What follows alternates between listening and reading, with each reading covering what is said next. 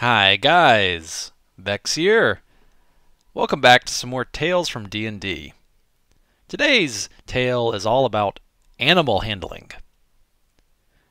So there's a homebrew class in my campaign, a Claymore. This Claymore class is based on the manga of the same name.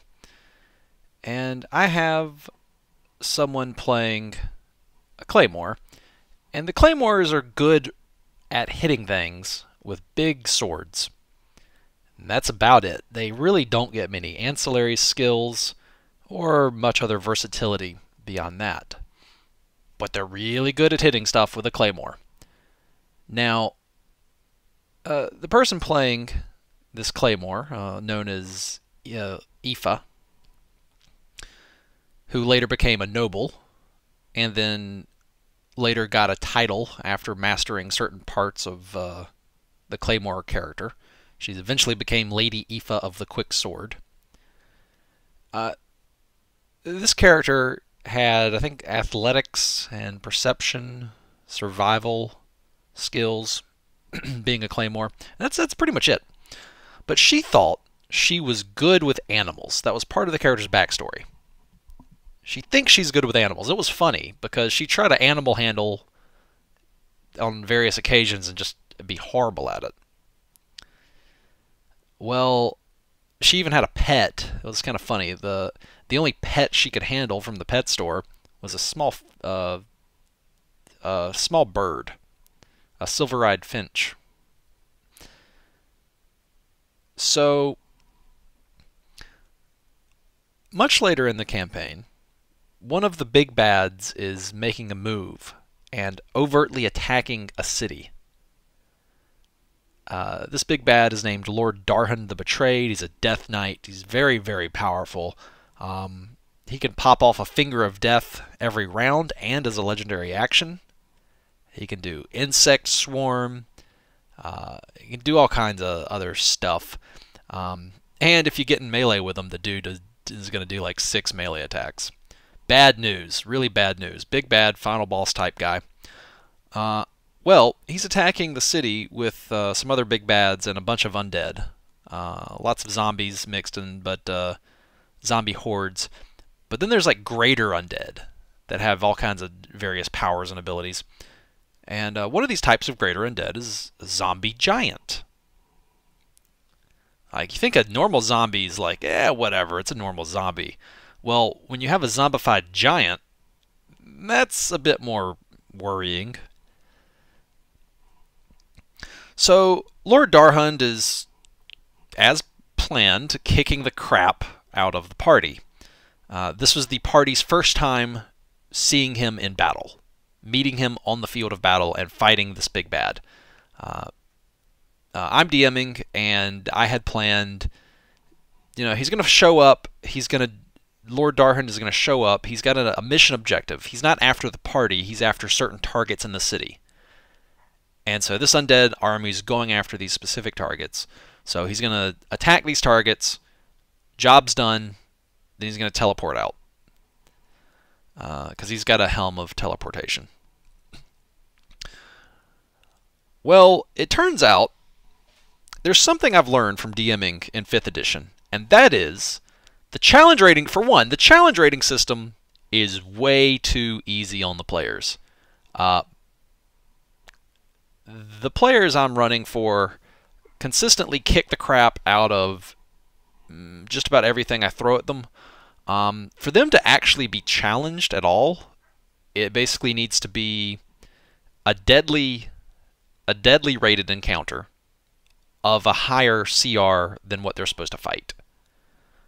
Then somebody may go unconscious. Maybe. If you guys could see Lord Darhan's stat block, which I'm not actually going to show off because the players watch my videos, and I don't want to spoil it for them, but this guy's stat block is absurd. He's got like 26 AC, 300 hit points. He's got magic resistance, all kinds of stuff. And yet the players still almost actually killed him in an encounter where he wasn't really supposed to die. And And the way I'm running the campaign is like anything can happen. It's not on rails. It's an open world sandbox, vaguely West Marches style campaign. And if they had killed him, that's what happened. They killed him right there. So I'm willing for, set my plans aside. They almost killed him. He barely got away. It became his turn again, and he had to teleport out. He had something like 40 HP left. And the reason this happened goes back to Lady Aoife of the Quicksword and how she thinks she's good with animals. So she's got winged boots. We're fighting in the combat. There's a zombie giant wrecking stuff. There's Lord Darhan's wrecking stuff. There's some other undead, powerful undead around the area, the battlefield, wrecking stuff. There's zombie gargoyles, zombie dragons, zombie death dogs. It's a mess. So Aoife looks at this zombie giant and has a plan. She says, I want to use my animal handling to jump on this zombie's head with my flying boots and try to wrangle ride the zombie giant. And I'm just like, you can certainly try. To quote Matt Mercer, you can certainly try. I'll let my players try anything. I'm never going to say no. As a DM, never say no. Let them try. And of course, if they want to do something completely stupid, let them try. But obviously, the difficulty class for it's going to be super high. And that's basically what was the case here. I was like, I'll let her roll on this, see what happens. Well, she rolls animal handling. She sucks at it. She crits, natural 20. She crit the animal handling roll, and I'm just like, all right, you do exactly what you set out to do. You jump on the giant, and what did you hope to accomplish by this? And she says, I want to get the giant to try to throw a rock at me, but what's really going to happen is I'm going to get out of the way, and it's going to hit the big bad guy, Lord Darhan, over there. I'm just like, all right. And I'm sitting there thinking, you know what? Lord Darhan's got 26 AC. Whatever. It's probably going to miss. No. The giant, I made an attack for the giant, and it crit. And it crit, and it hit this big bad. This is the reason he almost died. This level, the level of damage output from a zombie giant's hurled boulder critting is pretty hefty. And I was just sitting there that was 2 natural 20s in a row. Get the hell out of here. But, that's what happens. And I was delighted to see this. I was so happy. Because I was fully prepared to basically have her try this and have it fail, and the giant was just going to backhand her and send her flying into a building or something, and she'd probably get killed. But no, nat 20, boom. And then the giant attacks, and I was prepared after my elation of having her actually have this go right. I was like, all right, she's going to actually do this, but then she's going to make the giant attack the big bad, and it's not going to hit his 26 AC. Nope. Another nat 20. Back to back. So basically, the way I narrated this is Lady Aoife of the Quicksword, with amazing, almost divinely inspired dexterity and acumen, hops on top of the giant's shoulders with her winged boots. And the giant is trying to swat at her. And the first thing she did was she slashed with her sword the giant's eyes, trying to blind it. Okay, she hit.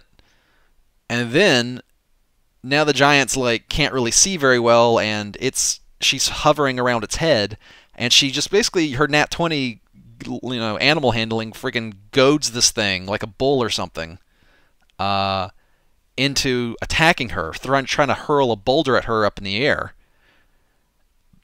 And then, but she's made it maneuver into aiming the boulder at Lord Darhund here.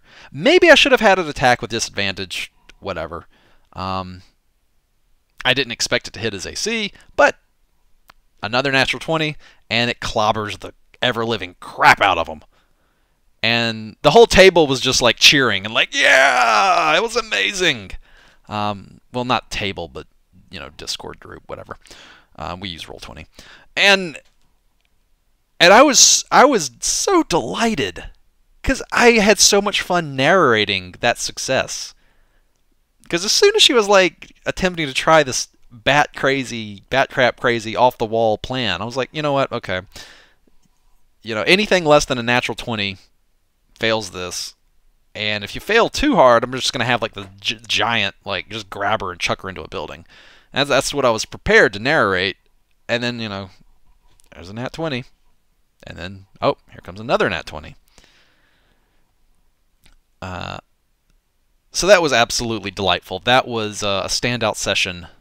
The players loved it. The whole scenario, they were basically at an intersection, basically defending a point in the city that led to where a bunch of people were sheltering to defend them from the undead. And so they couldn't really retreat anymore. And there were basically, it's a four-way intersection, and to the north was where the people were sheltering. And then enemies were coming in from the west, east, and south. So all they had to do was just hold out. There were NPC soldiers, there was siege equipment, there were barriers haphazardly set up, like carts, wagons, boxes, and stuff like that. And it was great. It was a really great, fun session. We had one of our Tempest Domain clerics did call lightning, and had basically a storm cloud put above the intersection, which was very efficient because that's one spell slot, and then lots of damage out of that single spell slot usage for that to call that lightning. And then every turn she'd call down more lightning. That was really great. And then we had a Dwarven barbarian who just named Heraclin, who just said, you know what? I'm role-playing my raging barbarian. I'm just going to run at the big bad. And the funny thing was that he almost got his character sheet deleted that way. He doesn't know this, so if he watches this video, this will be the first time he hears of this. Hi, Heraclin. Lord Darhund shot a Finger of Death at him. And I don't even know if the players know that was a Finger of Death spell, what he was doing. I kept describing it as a red laser, essentially, a red beam of light. I don't think the players realized what that can do if it kills you. But it will...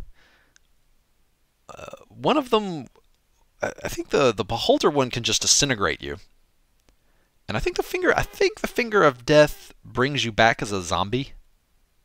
I think. Or it disintegrates you. I actually forgot. It's one or the other.